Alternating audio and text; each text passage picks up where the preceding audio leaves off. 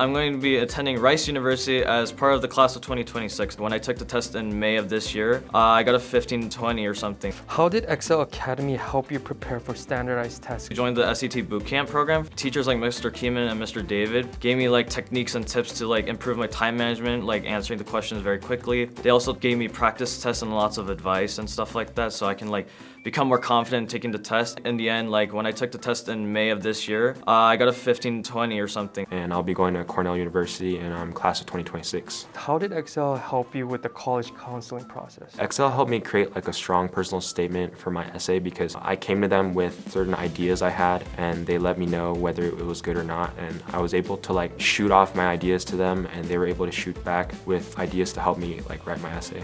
What did you enjoy most about your time at Excel? I think the teachers, honestly. The best part of being able to like learn from them is like the human connection and like being able to like directly talk with them and ask them questions. Being able to just sit there in the room with Mr. T and just like sometimes have like fun conversations, like such as being like in the NBA, like him working at the NBA Summer League, and just like fun conversations we have.